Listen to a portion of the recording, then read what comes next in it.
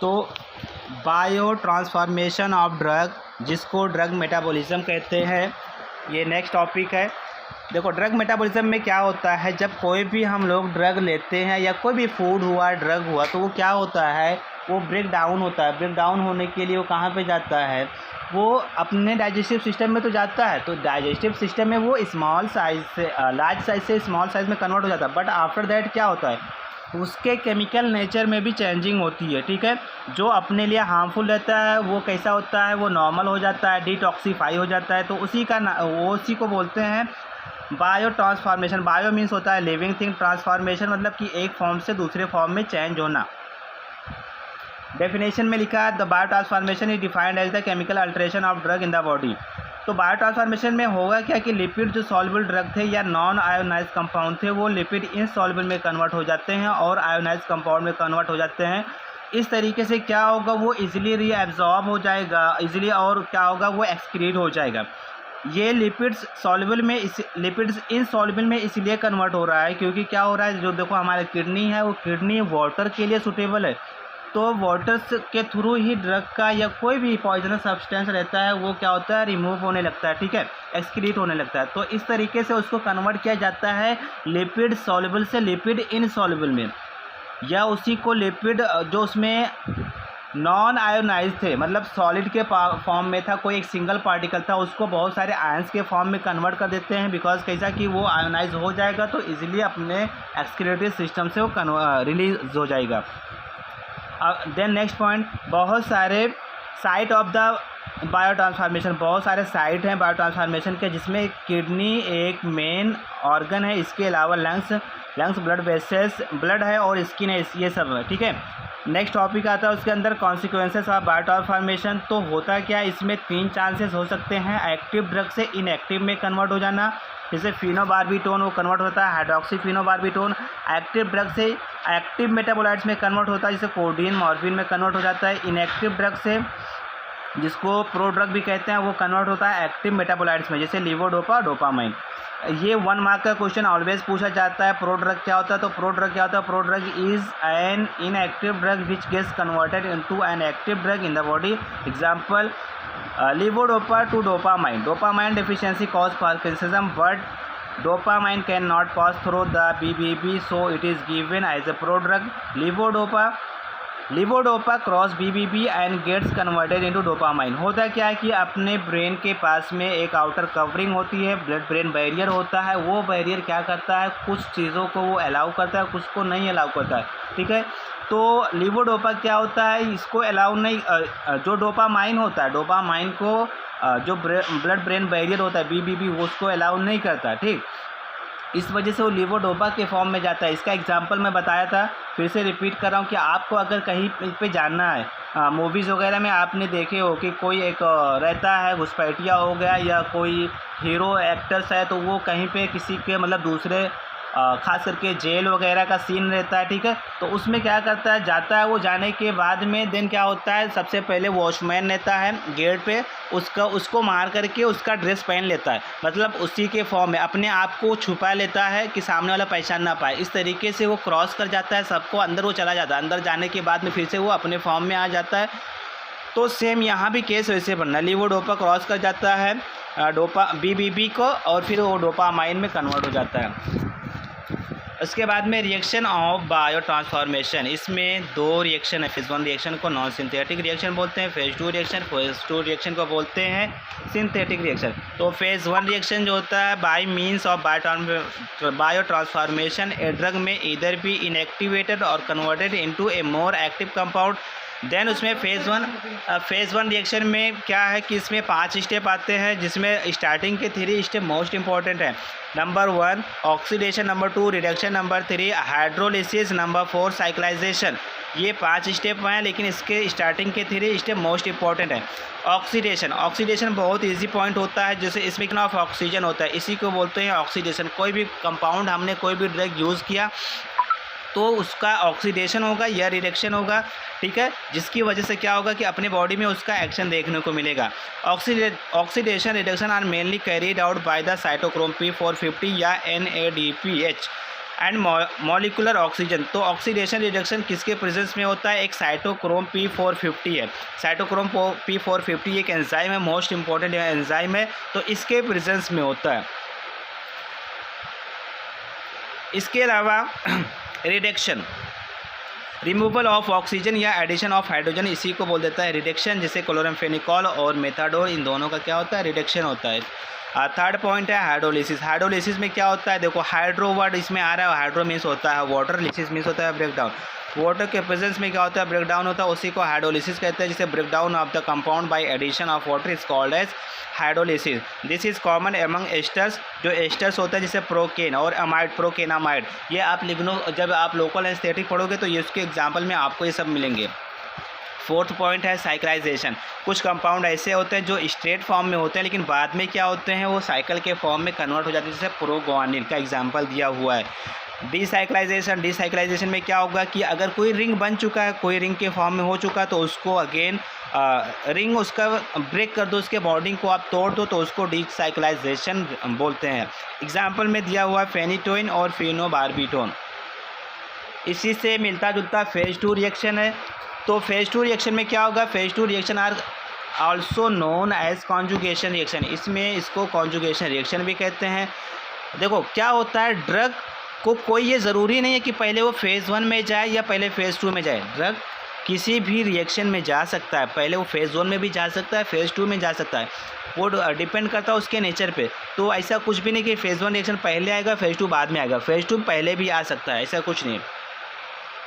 फिर से मैं रीड कर दे रहा हूँ। ईदर द ड्रग्स या और the phase 1 metabolites is conjugated with an endogenous substance, जिसे glucuronic acid, sulphuric acid, acetic acid. The conjugated product is polar, ionised and water soluble and inactivated. They are easily eliminated following are the various conjugation reaction. तो इसमें होता क्या है कि बहुत सारे reaction होते हैं, जैसे सल्फ्यूरिक एसिड में सल्फ्यूरिक एसिड हो गया, ग्लूकुरोनिक एसिड होगा। इस सब के जो हम लोग ड्रग यूज़ करेंगे, वो ड्रग को क्या करेगा, ये सारे एंजाइम यहाँ पे हम लोग पढ़ेंगे, वो सारे होते हैं और उसको क्या करता है? कन्वर्ट करता है जो अपने बॉडी के लिए सूटेबल होता है। जैसे ग्लूकुरोनिक कॉन्जुगेशन जिसमें एस्पिरिन आता है, ठीक है, एस्पिरिन, मॉर्फिन। एसिटाइल कॉन्जुगेशन में आयोनाइज्ड डेप्सोन। सल्फेट कॉन्जुगेशन में स्टेरॉयड और मिथाइल डोपा। मिथाइल कॉन्जुगेशन में एड्रेनालिन, डोपामाइन। ग्लूटाथायोन कॉन्जुगेशन में पैरासीटामोल। ग्लाइसिन कॉन्जुगेशन में सैलिसाइलिक एसिड। ठीक है, तो ये फेज़ 1 फेज़ 2 याद रखना, इसी में से क्वेश्चन बनने के चांसेस रहते हैं। हाँ, ड्रग मेटाबोलाइजिंग एंजाइम, जितने भी रिएक्शन होते हैं वो किसी न किसी एंजाइम के प्रेजेंस में होते हैं, इसलिए सारे एंजाइम के हमें उनके बारे में थोड़ा भी स्टडी करना ये अनिवार्य हो जाता है, ये आवश्यक हो जाता है। Microsomal enzyme and non microsomal enzyme. तो माइक्रोसोमल एंजाइम के केस में क्या लिखा है? They are located in the smooth endoplasmic reticulum of the liver, kidney and lungs. Cytochrome P450 mono oxygenase and glucuronyl transferase are the microsomal enzyme.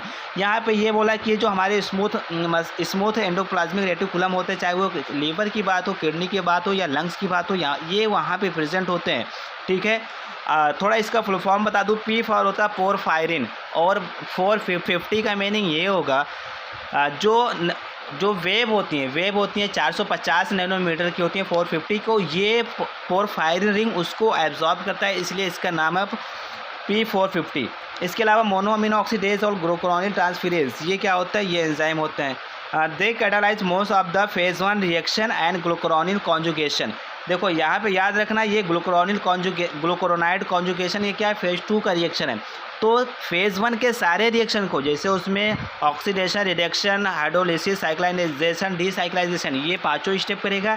इसके अलावा phase 2 का जो ग्लूकुरोनाइड कॉन्जुगेशन है, ठीक है, इसको आ रहा है, जिसमें एस्पिरिन के बारे में हम लोग पढ़े, एस्पिरिन और मॉर्फिन उसका एग्जाम्पल था। तो ये उसको क्या करेगा? ये कैटालाइज करेगा।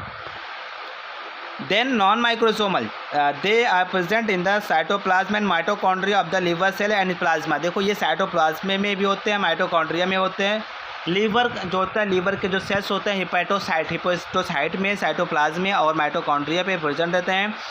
ये क्या करेंगे? Esterases, example esterases amides, they catalyse oxidation, reduction, hydrolysis and all conjugation reaction except glucuronyl conjugation, glucuronide conjugation. देखो ये क्या कर रहा है? जो उसमें एक एक्स्ट्रा ऐड किया था फेज़ 1 वाला, फेज़ 2 वाला, इसमें क्या करेगा, ये उसी को एक्सेप्ट बना दिया, बाकी रिमेनिंग सब भी, जैसे एसिटाइल कॉन्जुगेशन को भी करेगा, सल्फेट कॉन्जुगेशन को भी करेगा, मिथाइल कॉन्जुगेशन को भी करेगा, ग्लूटाथायोजोन, ठीक है, इसको भी करेगा, ग्लाइसिन कॉन्जुगेशन, ये सारे कॉन्जुगेशन रिएक्शन को करेगा except glucuronide conjugation. These enzyme are not induced by the drug. उसके बाद में टॉपिक आता है enzyme induction. Enzyme induction means ये होता है कि एक एंजाइम क्या हो सके, किसी ड्रग की वजह से वो स्टिमुलेट हो जाए, वो इंड्यूस हो जाए, उसका फार्माकोलॉजिकल एक्शन बढ़ जाए, तो उसी को बोलते हैं एंजाइम इंड्यूसर या enzyme induction. It is the increase synthesis of drug metabolising enzyme due to the administration of certain drugs. These drug are called enzyme inducers. इसको एंजाइम इंड्यूसर्स भी कहते हैं, जैसे रिफैम्पिसिन जो एक एंटी ट्यूबरकुलर ड्रग है, और फेनिटोइन, ठीक है, जो एंटी कन्वर्जन में यूज़ होता है, ये सारे ड्रग। उसके बाद में एंजाइम इनहिबिशन। कुछ एंजाइम ऐसे होते हैं जो ड्रग की वजह से उनका क्या होता है, कुछ ड्रग ऐसे होते हैं जो क्या करते हैं, एंजाइम को इनहिबिट कर देते हैं, ठीक है, जैसे उसी को बोलते हैं enzyme inhibition. This is inhibition of the activity of drug metabolising enzyme caused by the certain drug. These drug are called as enzyme inhibitors. Example में क्या दिया है, सिमेटिडिन जो एक गैस की गोली है, सिप्रोफ्लॉक्सासिन, और वीरापामिल आपको एंटी हाइपरटाइसिस में मिल जाएगा, और ये सिप्रोफ्लॉक्सासिन ये urinary tract anti infective agent में ये यूज़ होता है।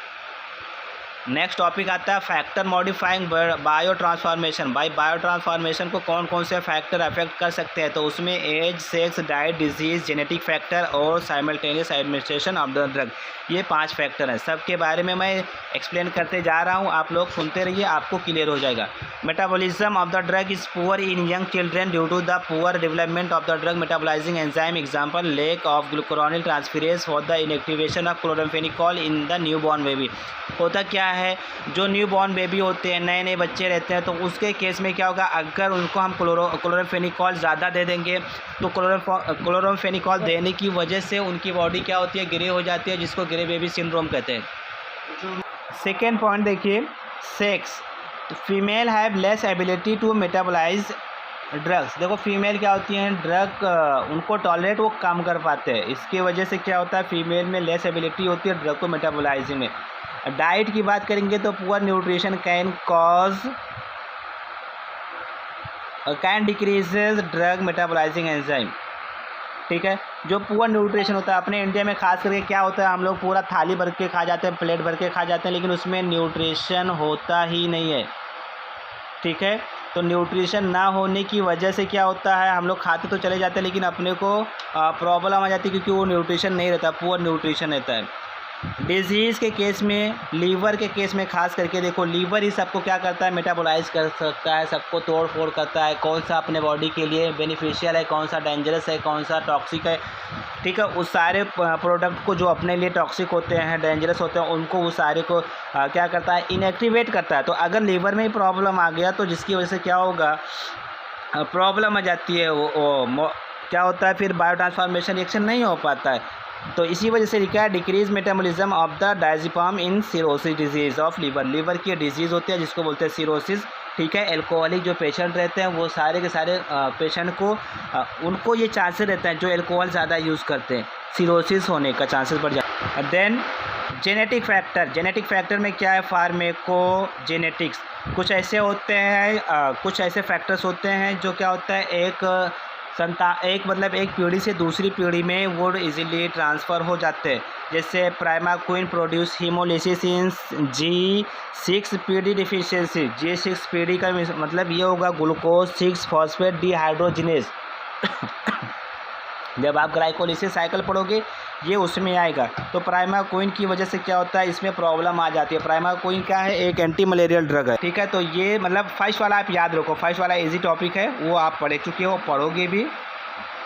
6 पॉइंट देखो, simultaneous administration of the drug. तो हम कंटिन्यूसली क्या कर रहे हैं, ड्रग को बार बार यूज़ करते जा रहे हैं, कंटिन्यूसली यूज़ किए जा रहे हैं, तो इसकी वजह से प्रॉब्लम आ जाता है। Enzyme inducer increase drug metabolism, enzyme inhibitor decrease drug metabolism. तो इससे पहले हम लोगों ने 2 टॉपिक पढ़ा था, एंजाइम इंड्यूसर और एंजाइम इनहिबिटर्स।